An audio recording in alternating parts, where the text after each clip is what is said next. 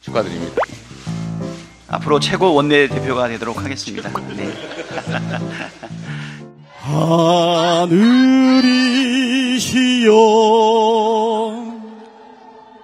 도와주소서.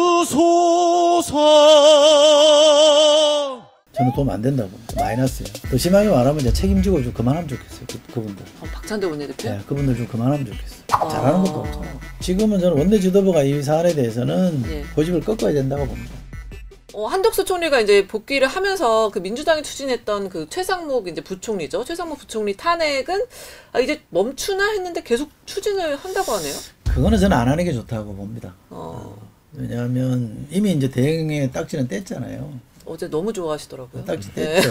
그리고 이제 한덕수 대행이 하고 있기 때문에 문제는 이제 경제부총리가 역할을 하게 해줄 거냐. 지금 바꿀 수는 없는 거잖아요. 그냥 만약에 탄핵해버리면 부재 상황이 오는 거니까. 네. 경제적으로 굉장히 지금 어려운 우리가 상황에 와 있거든요. 굉장히 심각한 상황입니다. 네. 그리고 트럼프의 청구서는 이제 금방 날라올 걸로 예고돼 있는 그잖아요. 그렇죠. 그러면 미워하거나 지금까지 경제를 맡아왔던 경제부총리가 책임감 있게 뭘 해주는 게 저는 옳다고 생각하고요. 그런 점에서 좀 민주당이 최상목 대행이 잘했다는 게 아니라 헌법을 위반한 건 분명하나 그러나 지금은 국민들의 관점에 서서 조금 더 안정된 스탠스를 유지하는 게 좋겠다 싶어요. 민주당에 하는 모든 일은 이재명 대표의 결정이라고 보시는 것 같은데 저는 그건 좀 과한 것 같고요. 이 정도는 이재명 대표의 의중 아니에요? 제가 듣기에는 원내대표를 중심으로 해서 강경파들이 굉장히 세게 압박을 했다고 제가 들었고 최상목 부총리 탄핵에 대해서 그 압박의 수위를 정말 할 수 있는 선까지 다 꺼내서 했기 때문에 당대표로서야 뭐 그런 흐름이 있는데 본인도 마땅치 않은 지금 전국의 흐름이 마땅치 않은 게 있으니 그 왜 용인했냐 이렇게 말할 수는 있을지 몰라도 시작부터 거기였다. 이재명 대표가 주도했다 이렇게 말하는 건 좀 오해가 있는 것 같고요. 원내 지도부가 워낙 의지가 강했죠. 지금은 저는 원내 지도부가 이 사안에 대해서는 고집을 꺾어야 된다고 봅니다. 고집을 꺾고 더 심하게 말하면 이제 책임지고 좀 그만하면 좋겠어요. 그분들. 박찬대 원내대표? 네, 그분들 좀 그만하면 좋겠어요. 잘하는 것도 없잖아요. 강공 말고 뭐 있어요? 지금 민주당이 가는 길, 그러니까 뭐 있을 수 있는 조기 대선 여기도 이제 도움이 안 된다고 보시는군요. 저는 도움 안 된다고 봅니다. 마이너스예요. 형님만큼 제가 깊이 알지는 못하지만은 어쩔 수 없죠. 들을 건 들어야지. 아니 민주당 입장에서도 조기 대선 체제가 되면 자연스럽게 선대위로 가는 거잖아요. 원내 지도부라는 것의 의미가 없어지지 않습니까? 대선 국면 가면 지금 뭐 아니죠. 이렇게 되죠. 당 대표가 예를 들면 이제 대선에 들어가면 사퇴할 거 아닙니까? 그럼 원내대표가 비대위원장이 돼요. 시스템상. 민주당의 얼굴이 박찬대. 그리고 경선 기간은 그게 관리하고. 경선 기간은 본선이 들어가야 선대위로 넘어가는 거기 때문에 시간이 있어요. 있고. 그러니까 예를 들면 박찬대 비상대책위원장 체제로 간다? 표정에서 다 말해주시네. 그거야 바꾸기가 쉽지 않을 것 같고. 근데 이제 그러니까 현실성을 좀 나도. 그러니까 그 이재명 대표 며칠 지나긴 했습니다만 그 당시 이제 대통령 권한대행 최상목 부총리한테 현행범으로 체포될 수 있으니 몸조심하라 이거는 부적절한 발언이죠. 근데 법률적 지식을 정치적 분노로 표현한 거라고 보면 이해가 안 되는 건 아니죠. 저부터도 좀 화는 많이 날 것 같아요. 제가 최상목 대행을 99년 청와대에서부터 김대중 대통령 청와대에서 받아서 제가 알고 있는 최상목 대행은 당연히 저는 헌법재판소 결정을 따를 거라고 이해를 했거든요. 안 따랐던 것에 저는 개인적으로 좀 실망스럽긴 해요. 그건 개인의 몫이고 그런 한 사람의 시민으로서 이걸 탄핵을 해야 된다는 사람의 입장에서 보면 굉장히 붕괴할 만한 사안이죠. 그래서 형사소송법에 있는 조항 현행범은 누구든지 체포할 수 있다는 이 얘기를 당대표가 권한대행에 대해서 그런 식으로 표현하고 몸조심하라 그런 거는 대단히 부적절한 메시지를 일반 국민한테 드린 건 사실이죠. 그러나 그 정서, 저 같은 사람이나 제 주변에 있는 사람들이 갖고 있는 정서는 분명히 있다.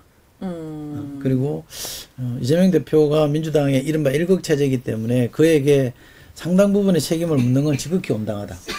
그러나 기승전 이재명이라는 이 지금 여권이 세운 이 프레임에 우리가 말려드는 것 자체는 좀 조심할 필요가 있다. 책임을 묻는 것과 그 프레임에 의해서 발언하거나 행위하는 것은 좀 문제 있다고 생각합니다. 이재명 대표는 뻔히 기각될 것을 알면서도 오로지 본인의 정략적 목적을 위한 졸속 탄핵으로 87일이나 국정을 마비시킨 데 대해 국민 앞에 석고대죄하십시오. 석고대죄까지는 아니더라도. 아니 뭐 석고대죄 할 수도 있어요. 좋다고 합시다. 잘못됐으면 구정군패니까 석고대죄 하면. 예. 근 대통령은 어. 헌정사에 남을 실패면 헌정사에 남을 죄를 저지른 대통령은 왜 그분에 대해서는 침묵합니까? 이게 계속 도돌이표인 것 같아요. 제가 맨날 얘기하잖아요. 이재명 대표를 공격하려면 윤 대통령에 대해서 분명히 선을 그어라. 예? 탄륜해라. 그리고 이재명 대표에서 책임을 물으라고 얘기하잖아요. 근데 네. 여기는 침묵하고 여기만 대해서 맨날 공격하면 저 당은 아침마다 거의 이재명 저주를 퍼붓고 있어요. 뭐 네? 책도 냈어요.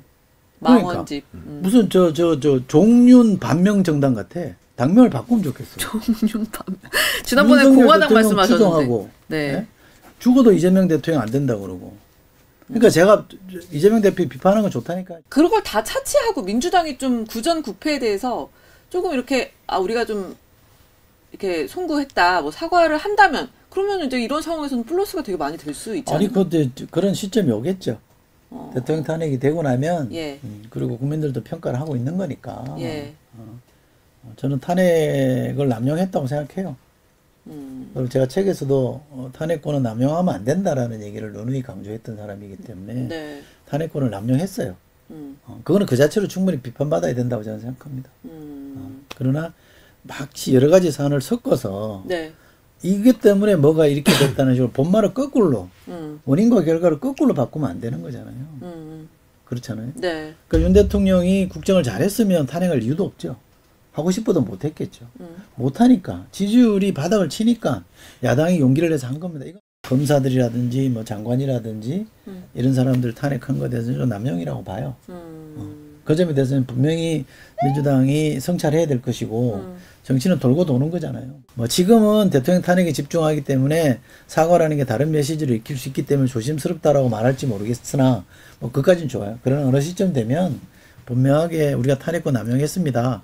실제로 이재명 대표 그렇게 얘기하지 않았어요? 우리도 잘한 건 없다. 뭐 그것보다는 더 정제된 형태로 국민들한테 메시지를 내는 게 좀 좋다고 봅니다.